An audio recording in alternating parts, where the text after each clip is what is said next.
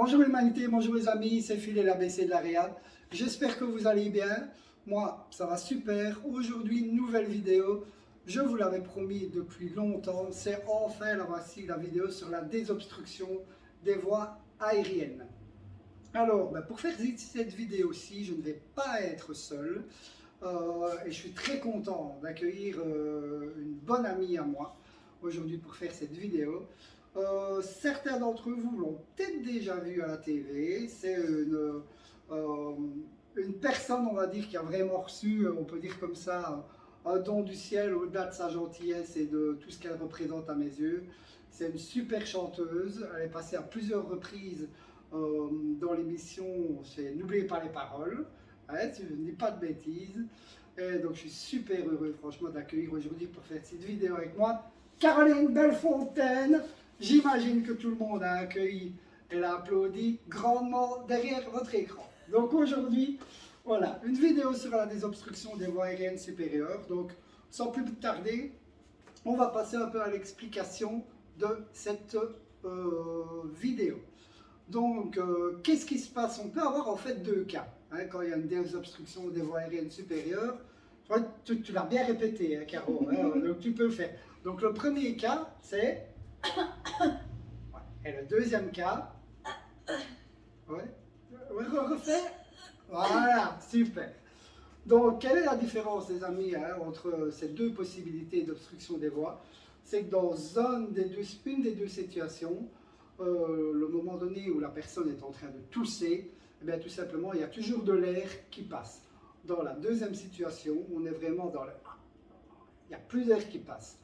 Quelle est donc la différence? On a une obstruction qui est totale et une obstruction qui est partielle. Alors c'est très important au début de faire la différence, les amis, entre les deux, parce que ça va complètement orienter notre prise en charge. Donc on va commencer tout simplement ce qu'on fait quand il y a une obstruction qui est partielle, c'est-à-dire qu'il y a toujours de l'air qui passe. Caro, à ton avis, qu'est-ce qu'on fait dans une obstruction partielle? J'en ai aucune idée. Non. Rappelle-moi ce que tu fais comme métier. Je suis enseignante. Ça t'est déjà arrivé en classe ou avec tes collègues ou quoi Non. Non, jamais. Qu'est-ce que tu ferais? Bonne question. Bonne question. Je n'en ai aucune idée. Alors, le premier truc qui te passerait par l'idée, tu pourrais faire quoi? Vraiment, je suis prise de panique. Voilà, à part paniquer. Voilà.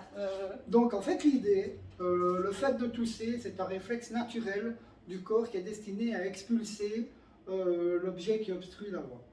Donc tout simplement, quand on se retrouve en présence d'une obstruction partielle, c'est-à-dire où la personne est toujours en train de tousser, on va simplement continuer, l'encourager et la stimuler à tousser. C'est-à-dire que la personne qui toussait, on va se mettre en face d'elle, on va essayer de garder son regard et vraiment de la stimuler à tousser. Allez-y, vas-y Caro, continue à tousser, vas-y, allez, vas-y, ça va sortir. Et jusqu'à un moment donné, deux possibilités, l'objet à un moment donné soit expulsé par la toux, ou bien à un moment donné, la deuxième possibilité c'est quoi? Je sais rien. Que ça passe en obstruction malheureusement complète. Alors, lors d'une obstruction complète, qu'est-ce qu'on va faire? Quand la personne est... À ton avis, qu'est-ce qu'on fait à ce moment-là? On pleure. On pleure pour la personne elle est déjà en train de pleurer.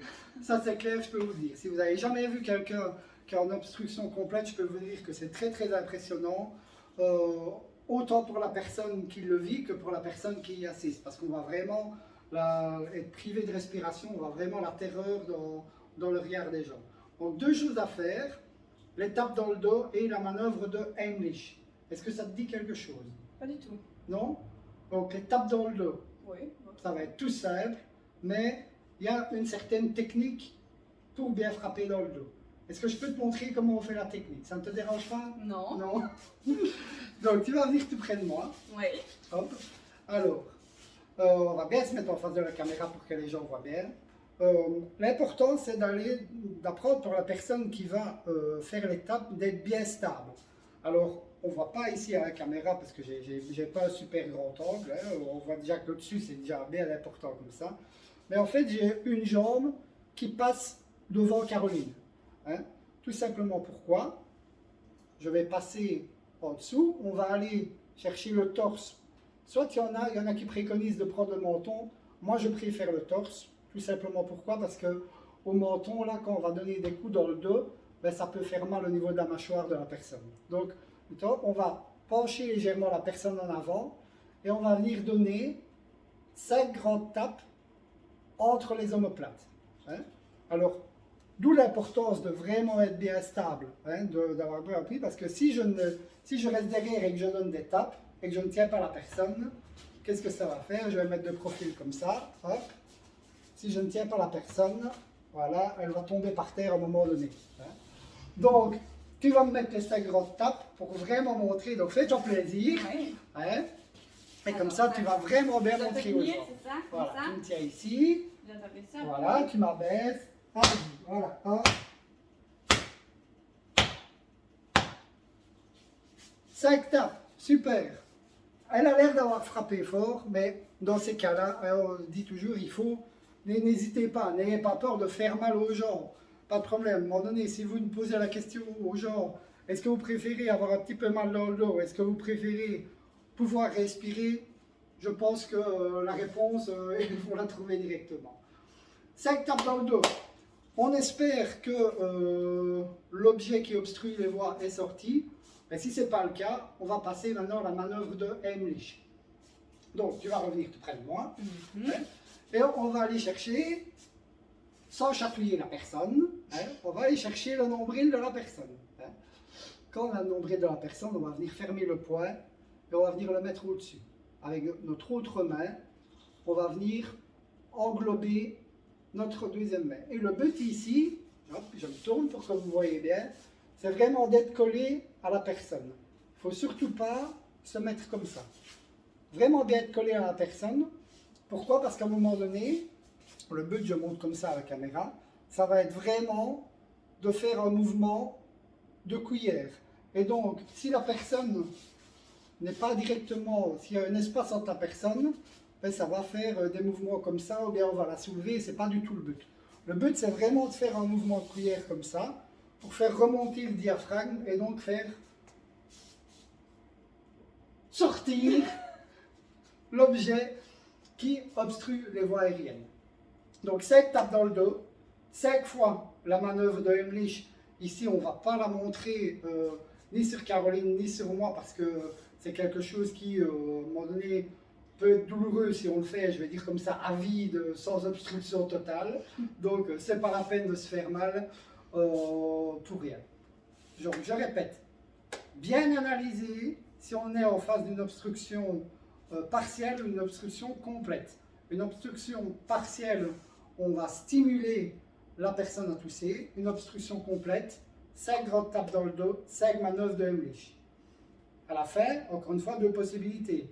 On espère que la chose, l'objet ou la nourriture qui obstrue les voies aériennes sorte.